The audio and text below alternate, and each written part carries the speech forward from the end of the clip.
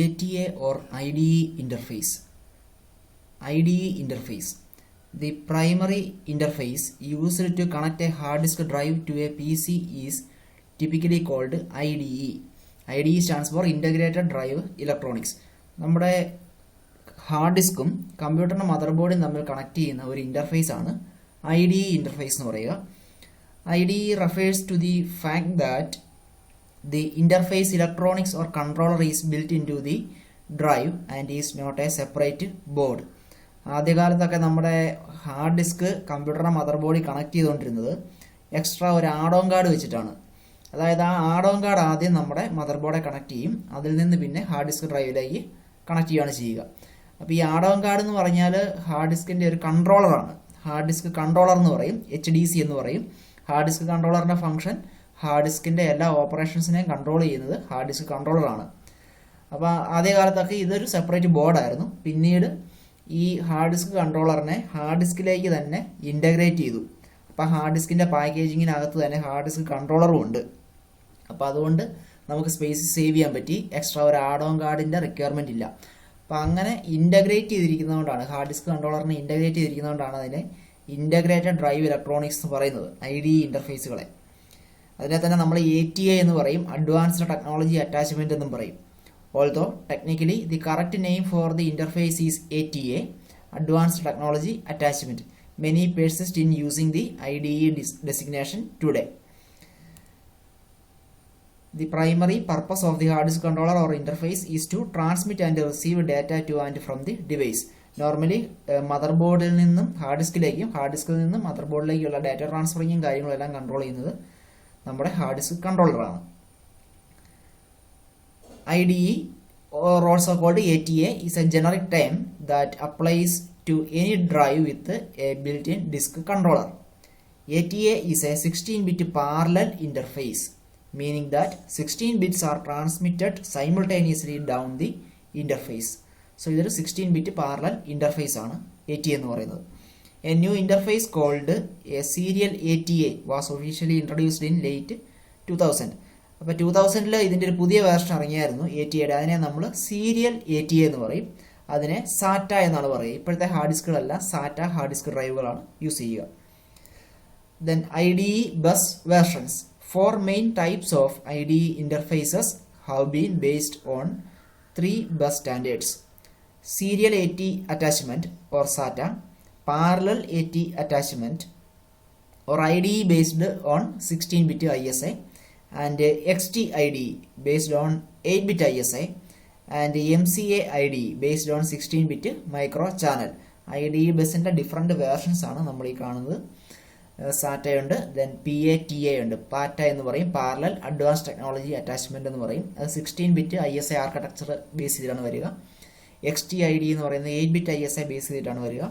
MCA IDE എന്ന് പറയുന്നത് 16-bit MCA micro channel base ചെയ്തിട്ടാണ് വരിക.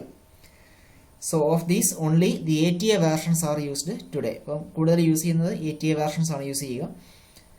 The improved versions of parallel ATA are referred to as ATA2 and higher.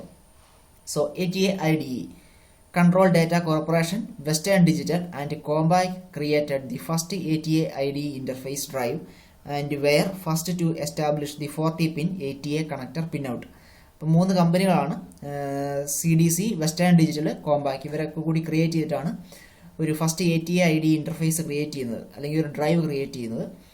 ATAയുടെ ഇൻ്റർഫേസിൻ്റെ കേബിളിൻ്റെ പിന്നെന്ന് പറഞ്ഞാൽ 40 പിന്നിൻ്റെ കേബിളാണ് സാധാരണ യൂസ് ചെയ്യാറുള്ളത്. 40 പിൻ കേബിളാണ് ഹാർഡ് ഡിസ്ക് ഡ്രൈവുകളിലൊക്കെ യൂസ് ചെയ്യുന്ന ATA പിന്ന്. അപ്പോൾ നമ്മൾ ഈ താഴെ കാണുന്നത് അതിൻ്റെ ഒരു കേബിളാണ്, ATA കേബിളാണ് ഈ കാണുന്നത്. Parallel ATA കേബിളാണ്. 40 പിന്നാണ് ഈ കേബിൾ വരിക. പിൻ നമ്പർ 1, പിൻ നമ്പർ 2 നോക്കുക, ഒരു ബ്ലൂ കളറാണ് അതിൻ്റെ ഒരു ഇൻ്റർഫേസ് വരുന്നത്. പിൻ 1, അതിനുശേഷം പിൻ 2 ഉണ്ട്. ഇതിങ്ങനെ വന്ന് പിൻ 39, പിൻ 40 ഇവിടം വരെയാണ് വരിക. പിൻ നമ്പർ 2 ബ്ലോക്ക്ഡ് ആണ്. ഇവിടെ ഒരു കേബിൾ കീ ഉണ്ട്, അതിൻ്റെ ടോപ്പിലായിട്ടൊരു കേബിൾ കീ ഉണ്ട്. അതൊരു നോച്ച് പോലെയാണ്. നമ്മൾ കേബിള് ഒരു പർട്ടിക്കുലർ ഡയറക്ഷനിൽ മാത്രമേ നമ്മൾ കണക്ട് ചെയ്യാൻ പറ്റുള്ളൂ. അത് റിവേഴ്സ് പൊളാരിറ്റി നമുക്ക് കണക്ട് ചെയ്യാൻ പറ്റില്ല. അപ്പോൾ അത് ആരെങ്കിലും അത് റിവേഴ്സ് ആയിട്ട് കണക്ട് ചെയ്യുന്നത് അവോയ്ഡ് ചെയ്യാൻ വേണ്ടിയിട്ടാണ് കേബിൾ കീ യൂസ് ചെയ്യുന്നത്. So ATA standards.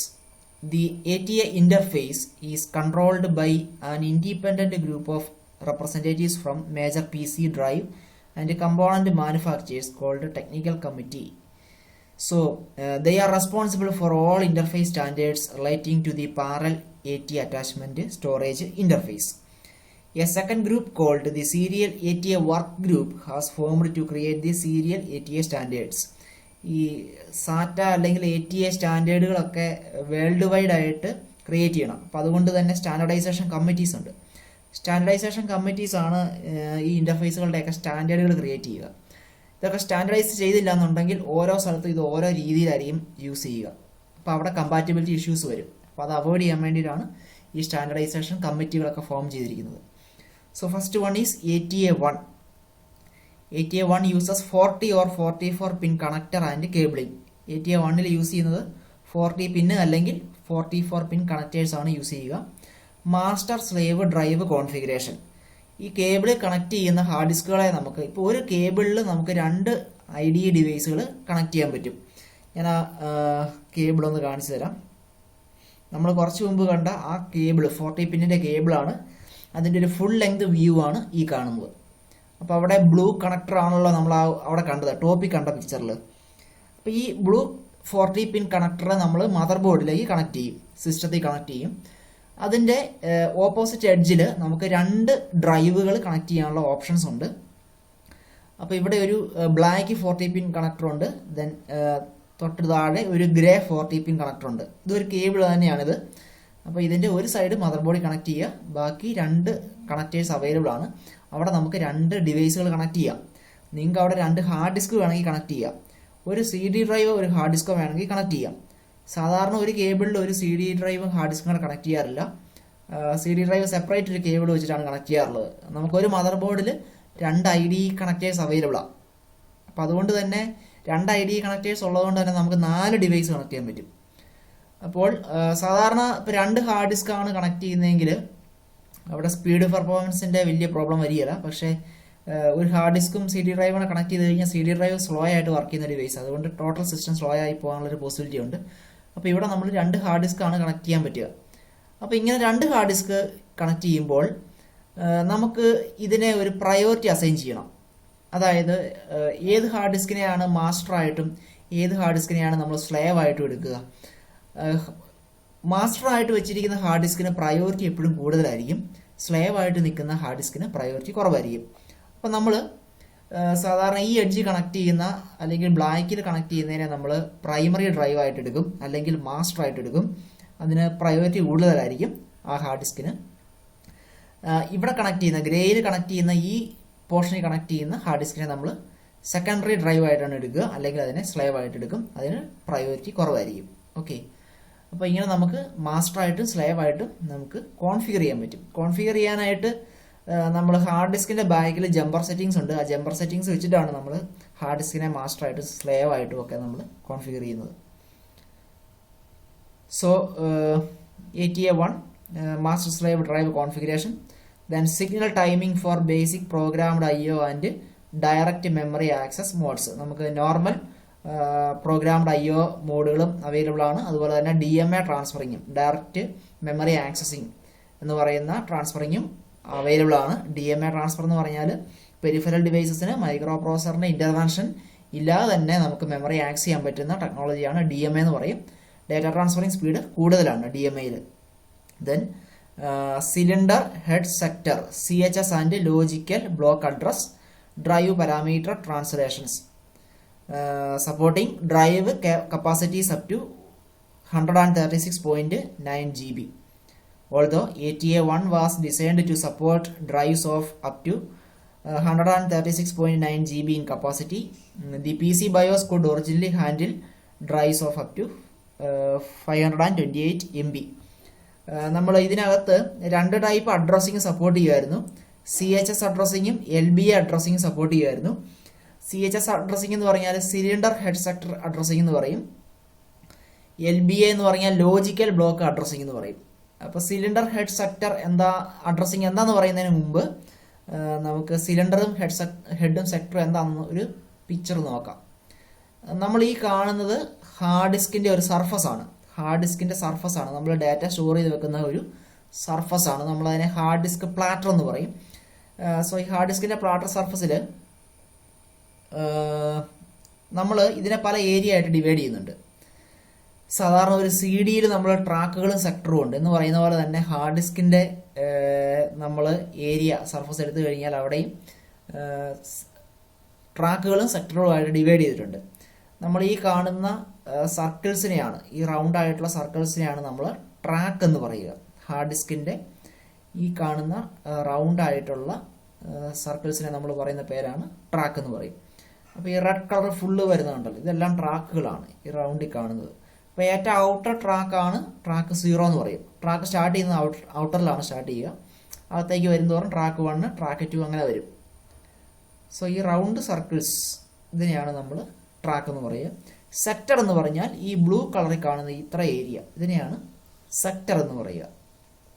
ട്രാക്കുകളെ നമ്മൾ ഇങ്ങനെ ഇതുപോലെ സെക്ടറായിട്ട് ഡിവൈഡ് ചെയ്യും. ബ്ലൂ കളറിൽ കാണുന്നത് സെക്ടറാണ്. അപ്പോൾ ട്രാക്കാണ് ഈ കാണുന്ന സർക്കിൾ, ഔട്ടർ റിങ് പോലെ വരുന്ന സർക്കിൾസാണ് ട്രാക്കുകൾ. സെക്ടർ എന്ന് പറയുന്നതാണ് ഇതേ ഷേപ്പിൽ കാണുന്ന പോർഷൻസ്, ഇതാണ് സെക്ടർ. അപ്പോൾ സിലിണ്ടർ എന്ന് പറയുന്ന വേറെ കൺസെപ്റ്റ് ഉണ്ട്. സിലിണ്ടർ എന്ന് പറഞ്ഞാൽ ഇപ്പം നമ്മൾ ഇത് മോർ ദാൻ 1 പ്ലാറ്റേഴ്സ് അവൈലബിൾ ആയിട്ടുള്ള ഒരു ഹാർഡ് ഡിസ്ക് ആണ്. ഇപ്പം ഇതിൻ്റെ കേസിൽ ഇവിടെ ഒരു പ്ലാറ്റർ ഉണ്ട് ടോപ്പിൽ, താഴെ ഒരു പ്ലാറ്റർ 2 ഉണ്ട്.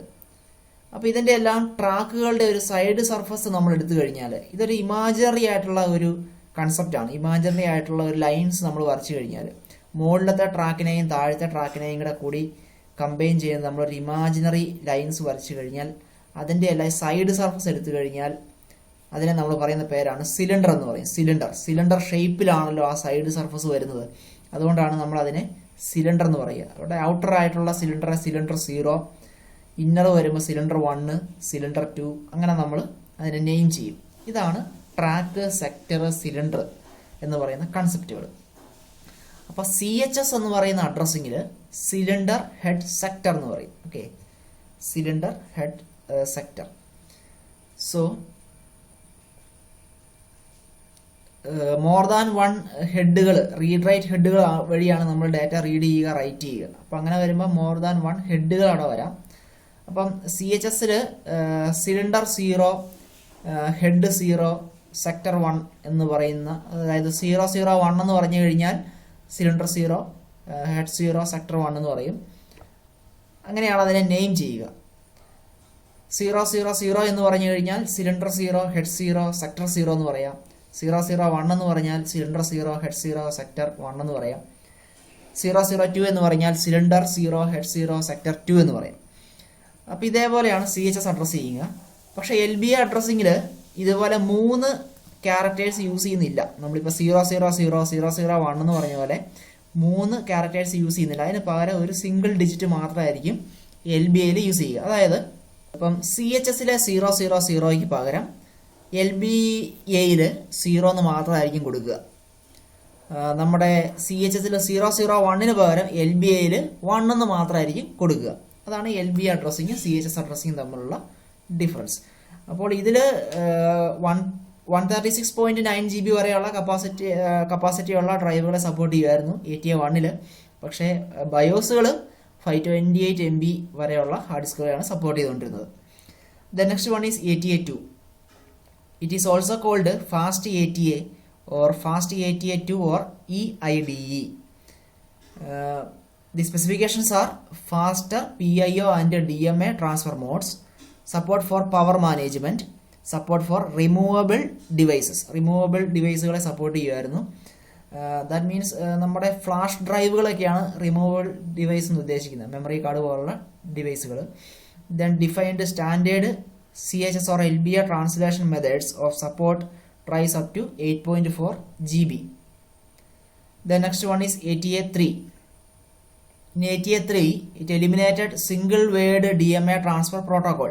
DMAയുടെ തന്നെ ഒരു പ്രോട്ടോകോൾ ആണ് സിംഗിൾ വേർഡ് അല്ലെങ്കിൽ 8-bit DMA ട്രാൻസ്ഫർ പ്രോട്ടോകോൾ എന്ന് പറയും. അത് അവോയ്ഡ് ചെയ്തു അതിനകത്ത് ATA3യിൽ. Then added smart support for prediction of device performance degradation. Hard ഡിസ്കിൻ്റെ പെർഫോമൻസ് മോണിറ്റർ ചെയ്യാൻ വേണ്ടിയിട്ട് യൂസ് ചെയ്ത ടെക്നോളജിയാണ് സ്മാർട്ട് എന്ന് പറയും. അതിനെ നമ്മൾ പറയുന്ന പേര് self monitoring analysis and reporting technology എന്ന് പറയും സ്മാർട്ടിനെ. ഓക്കെ, അപ്പോൾ അങ്ങനെ ഒരു ഫീച്ചർ കൊണ്ടുവന്നു. Then mandatory LBA support. Previously it had been optional. LBA support mandatory ആക്കി ATA 3 മുതൽ. Then added ATA security mode allowing password protection for device access. Hard ഡിസ്കിൻ്റെയൊക്കെ പാസ്വേഡ് പ്രൊട്ടക്ഷന് വേണ്ടിയിട്ടാണ് യൂസ് ചെയ്യുക ATA security mode. Then ATA or ATA PI4 അതിൻ്റെ specifications ultra DMA 33 transfer mode which is 33 Mbps. Then integral ATA PI support, advanced power management support, optional 80 conductor 40-pin cable defined for improved noise resistance, host protected area support, compact flash adapter support. ATA 4ന്റെ വേറൊരു പേരാണ് ATA PI എന്ന് പറയും. ATA PI എന്ന് പറഞ്ഞാൽ AT attachment packet interface. ATA 4 included the packet command feature known as the AT attachment packet interface ATA PI, which allowed devices such as CD-ROM and CD rewritable drives, support super disk floppy drives, zip drives, tape drives and other types of storage devices to be attached through a common interface. അതായത് ATA PI വഴി നമുക്ക് CD ഡ്രൈവുകളൊക്കെ connect ചെയ്യാൻ പറ്റും. Okay, അതുപോലെ തന്നെ floppy ഡ്രൈവുകൾ, zip drive എന്ന് പറയുന്ന type ഡ്രൈവുകൾ, tape ഡ്രൈവുകൾ, magnetic type ഡ്രൈവുകൾ, ഇതെല്ലാം നമുക്ക് കണക്ട് ചെയ്യാൻ പറ്റുന്നതാണ് ATA PI എന്ന് പറയുന്ന ഫീച്ചർ. അപ്പോൾ ഈ ATA PI 4ൽ നമ്മൾ UDMA എന്നാണ് പറഞ്ഞുകൊണ്ടിരുന്നത്. UDMA ഡാറ്റ ട്രാൻസ്ഫറിങ് പോസിബിൾ ആണ്. അതായത് 33 Mbps ട്രാൻസ്ഫർ സ്പീഡ് ഉണ്ടായിരുന്നു. ദെൻ ATA PI സപ്പോർട്ട് ഉണ്ടായിരുന്നു. പിന്നെ പവർ മാനേജ്മെൻറ്റ് സപ്പോർട്ട് ഉണ്ടായിരുന്നു. ഇവിടെ യൂസ് ചെയ്തിരുന്നത് 80 കണ്ടക്ടർ കേബിളുകളാണ് യൂസ് ചെയ്തുകൊണ്ടിരുന്നത്. നമ്മൾ നേരത്തെ യൂസ് ചെയ്തുകൊണ്ടിരുന്നത് 40 പിന്നിൻ്റെ കേബിളായിരുന്നു. പക്ഷേ ഈ ATA 4 വന്നു കഴിഞ്ഞപ്പോൾ 80 പിന്നിൻ്റെ കേബിളുകൾ ഉണ്ടായിരുന്നു. 80 പിന്നെന്ന് പറയുമ്പോൾ ഒരു കേസ് ശ്രദ്ധിക്കുക, 80 കണ്ടക്ടേഴ്സ് ഉണ്ടായിരുന്നു, പക്ഷേ എങ്കിൽ പോലും പിന്നുകൾ 40 പിന്നുകളായിരുന്നു. പിന്നുകളുടെ എണ്ണം നമ്മൾ നേരത്തെ യൂസ് ചെയ്ത പോലെ 40 പിന്നാണ്. പക്ഷേ ഈ വയറിനകത്ത് ഒരു 40 വയറുകൾ കൂടുതലുണ്ട് ഈ കേബിളിനകത്ത്. ഈ എക്സ്ട്രാ വരുന്ന 40 കേബിൾ എന്ന് പറഞ്ഞാൽ അത് ഗ്രൗണ്ട് ലൈൻസ് ആണ്. അതായത് ഓരോ ലൈനിനും ബിറ്റ്വീനായിട്ട് ഓരോ ഗ്രൗണ്ട് ലൈൻസും കൂടെ കൊടുക്കുമായിരുന്നു. അതിൻ്റെ അഡ്വാൻറ്റേജ് നോയ്സ് ഇമ്മ്യൂണിറ്റിക്ക് വേണ്ടിയിട്ടാണ്, നോയ്സ് കുറയ്ക്കാൻ പറ്റും. അതിന് വേണ്ടിയിട്ടാണ് ഈ 80 കണ്ടക്ടർ 40 പിൻ കേബിൾ യൂസ് ചെയ്തുകൊണ്ടിരുന്നത്. പിന്നീട് host protected area support. HPA എന്ന് പറഞ്ഞാൽ ഹാർഡ് ഡിസ്കിനകത്ത് തന്നെയുള്ള ഒരു ഏരിയയാണ് ഹോസ്റ്റ് പ്രൊട്ടക്റ്റഡ് ഏരിയ എന്ന് പറയും. നോർമലി യൂസർക്ക് അത് ആക്സസിബിൾ അല്ല. അത് റിക്കവറി പ്രൊസീജിയറുകൾ പോലുള്ള കാര്യങ്ങൾക്ക് വേണ്ടിയിട്ടാണ് ഹോസ്റ്റ് പ്രൊട്ടക്റ്റഡ് ഏരിയ യൂസ് ചെയ്യുക. Then compact flash adapter support. CFA എന്ന് പറഞ്ഞാൽ മെമ്മറി കാർഡ് സപ്പോർട്ട് തന്നെയാണ് CFA അല്ലെങ്കിൽ കോമ്പാക്റ്റ് ഫ്ലാഷ് കാർഡുകൾ എന്ന് പറയുക. Then next one is ATA or ATA PI 5. Then specifications are Ultra ATA 66 or UDMA 66 transfer mode which is 66 Mbps, 66 Mbps ആയിരുന്നു data transfer speed. 80 conductor cable now mandatory four UDMA 66 operation. നമ്മൾ നേരത്തെ പറഞ്ഞ 80 കണ്ടക്ടറിൻ്റെ cable ഇവിടെ use ചെയ്യുന്നുണ്ട്, അത് mandatory ആണ്. Cable select feature എന്ന് പറഞ്ഞാൽ നമ്മൾ ഹാർഡ് ഡിസ്കിൻ്റെ മാസ്റ്റർ സ്ലേവ് കോൺഫിഗറേഷന് വേണ്ടിയിട്ടാണ് ഇത് യൂസ് ചെയ്യുക. അപ്പം ഹാർഡ് ഡിസ്കിൻ്റെ ജമ്പർ സെറ്റിങ്സിൽ നമ്മളിതിനെ കോൺഫിഗർ ചെയ്യും. അപ്പം നമ്മളൊരു ഹാർഡ് ഡിസ്കിനെ, നമ്മുടെ കയ്യിൽ 2 ഹാർഡ് ഡിസ്ക് ഉണ്ടെന്ന് വിചാരിക്കുക. ആ 2 ഹാർഡ് ഡിസ്കിനെ നമ്മൾ കേബിൾ സെലക്റ്റിൽ നമ്മൾ കോൺഫിഗർ ചെയ്ത ശേഷം നമ്മുടെ ID കേബിളിലേക്ക് കണക്ട് ചെയ്യുക. അപ്പോൾ ID കേബിൾ കണക്ട് ചെയ്യുമ്പം നമ്മൾ നേരത്തെ പറഞ്ഞ പോലെ ആ എഡ്ജ് വരുന്നതിനെ ഓട്ടോമാറ്റിക്കായിട്ട് അത് മാസ്റ്ററായിട്ട് ഡിറ്റക്ട് ചെയ്യും. നമ്മൾ സെൻറ്ററിൽ വരുന്ന കണക്ടറിൽ കണക്ട് ചെയ്യുന്ന ഹാർഡ് ഡിസ്കിനെ അത് സ്ലേവായിട്ട് ഓട്ടോമാറ്റിക്കായിട്ട് കണക്ട് ചെയ്യും. അതാണ് കേബിൾ സെലക്ട് ഫീച്ചർ എന്ന് പറയുക. അപ്പോൾ അതിന് മുമ്പൊക്കെ നമ്മൾ തന്നെ ഈ ഹാർഡ് ഡിസ്കിനെ ജമ്പർ ഇട്ടിട്ട് മാസ്റ്ററായിട്ടൊക്കെ കോൺഫിഗർ ചെയ്യണമായിരുന്നു. പക്ഷേ കേബിൾ സെലക്ട് ഫീച്ചറിലേക്ക് നിങ്ങൾ ഹാർഡ് ഡിസ്ക് ഇട്ടിട്ട് ആ കേബിളിലേക്ക് ജസ്റ്റ് കണക്ട് ചെയ്താൽ മതി. അപ്പോൾ അങ്ങനെ വരുമ്പോൾ ആ എഡ്ജ് കണക്ട് ചെയ്യുന്നതിനെ അത് മാസ്റ്ററായിട്ടും ആ സെൻറ്ററിൽ വരുന്ന കണക്ടറിലുള്ളതിനെ അത് സ്ലേവായിട്ട് ഓട്ടോമാറ്റിക്കായിട്ട് ഡിറ്റക്ട് ചെയ്യും. അതാണ് കേബിൾ സെലക്ട് ഫീച്ചർ എന്ന് പറയുക. Then colour coded connectors. ആ കണക്ടറിനൊക്കെ നമ്മൾ ഓൾറെഡി കളർ കോഡുകൾ ഉണ്ടല്ലോ, നമ്മൾ ഓൾറെഡി പറഞ്ഞു. ബ്ലൂ ആണ് മദർ ബോർഡ് വരുന്നത്, പിന്നെ ബ്ലാക്ക് ആണ് എഡ്ജ് വരുന്നത്, സെൻറ്ററിൽ വരുന്നത് ഗ്രേ ആണ് നമ്മുടെ കേബിളിൻ്റെ കേസിൽ. Then CRC cyclical redundancy check, error detection. Hard ഡിസ്കിലൊക്കെ നമ്മൾ ഡാറ്റ റീഡ് ചെയ്യുമ്പോഴോ റൈറ്റ് ചെയ്യുമ്പോഴോ ഒക്കെ എറർ ചെക്കിങ് ചെയ്യാറുണ്ട്. അതിനുവേണ്ടി യൂസ് ചെയ്യുന്ന ടെക്നോളജിയാണ് CRC, cyclical redundancy check.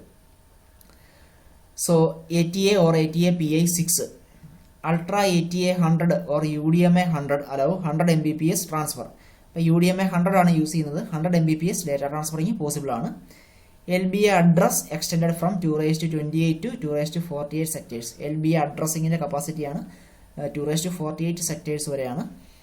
Then support drives larger than 137 GB. 137 GB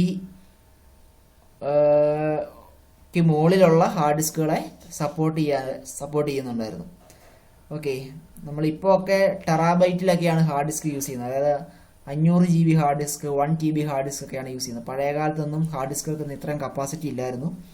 അപ്പോൾ ആ കേസാണ് പറയുന്നത്. 137 GB മുകളിലുള്ള ഹാർഡ് ഡിസ്കുകളെ സപ്പോർട്ട് ചെയ്യുമായിരുന്നു ATA 6-ൽ. Then CHS addressing made obsolete. CHS addressing മെയ്ഡിനെ റിമൂവ് ചെയ്തു. CHS അഡ്രസ്സിംഗ് മോഡ് അവിടെ എലിമിനേറ്റ് ചെയ്തു.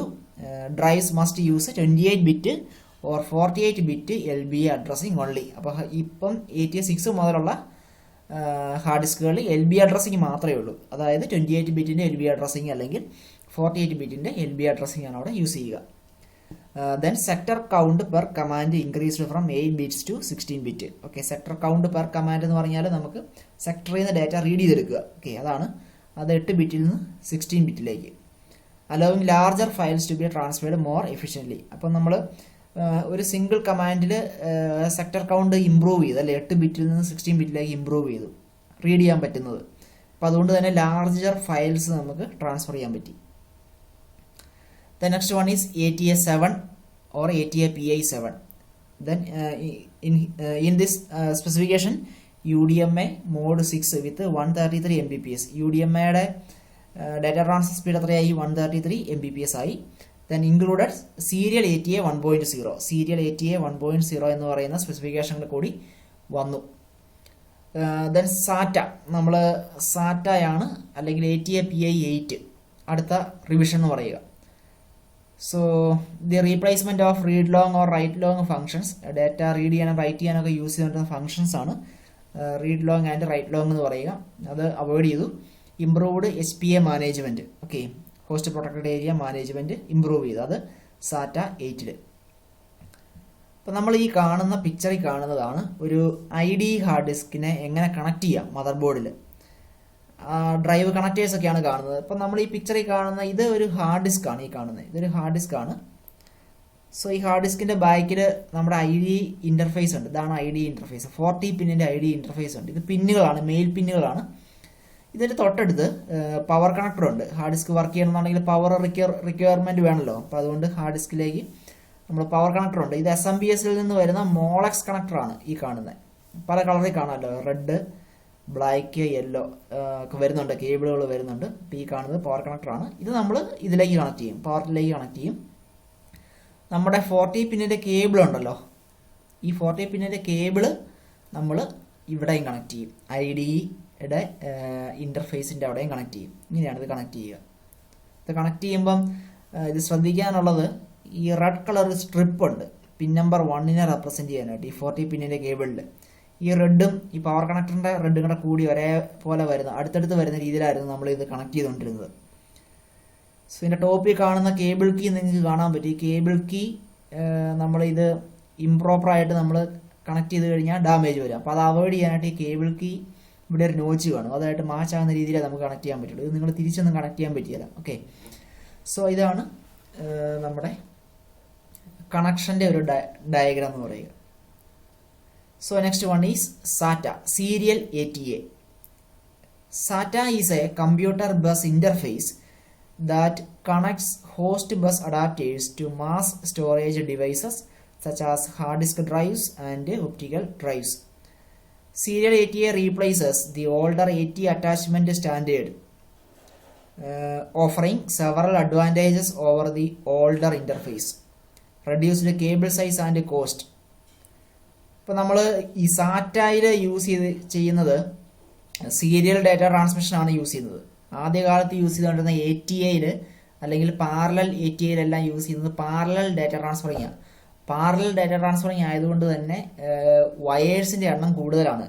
പിന്നുകളുടെ എണ്ണം കൂടുതലാണ്. 40 പിന്ന് അല്ലെങ്കിൽ 80 പിന്നിൻ്റെയൊക്കെ വലിയ കേബിളുകളാണ് അന്നത്തെ കാലത്ത് യൂസ് ചെയ്തുകൊണ്ടിരുന്നത്. പക്ഷേ സാറ്റ വന്നപ്പം സീരിയൽ ഡാറ്റ ട്രാൻസ്മിഷൻ ആയതുകൊണ്ട് തന്നെ കേബിളിൻ്റെ സൈസ് കുറഞ്ഞു. അതൊരു അഡ്വാൻറ്റേജ് ആണ് സാറ്റയിൽ വന്നപ്പോൾ. കോസ്റ്റ് കുറവാണ്. ഓക്കെ, സോ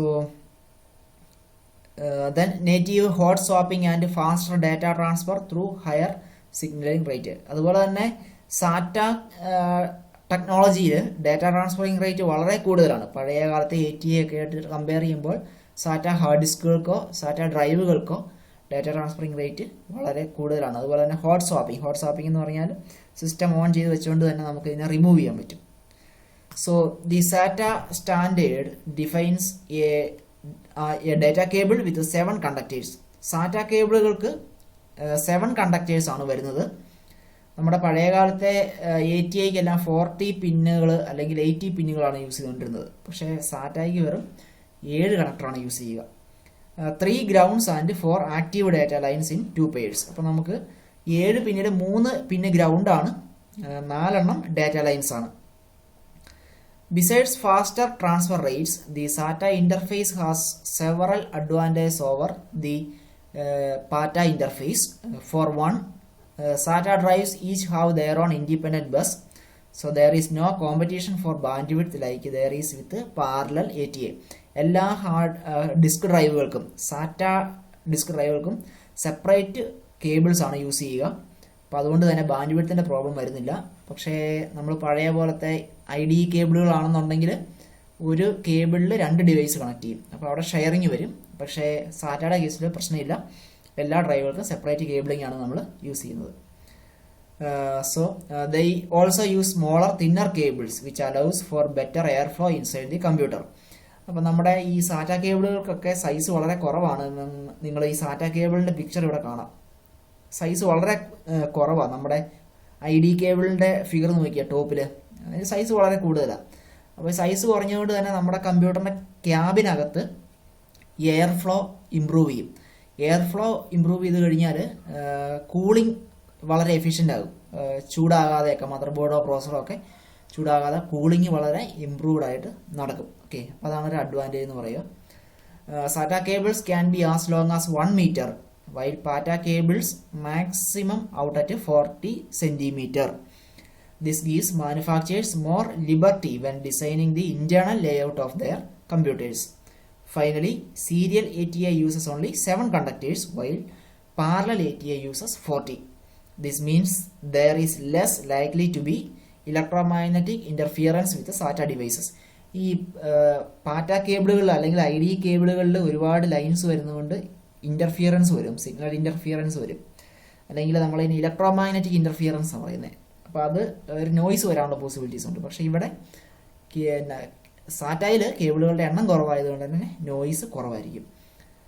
നമ്മൾ IDEയുടെ കണക്ഷനും കാര്യങ്ങളും ടോപ്പിൽ ഇവിടെ കൊടുത്തിട്ടുണ്ട്, കേബിൾ കൊടുത്തിട്ടുണ്ട്. ഇതൊരു DVD ഡ്രൈവാണ്.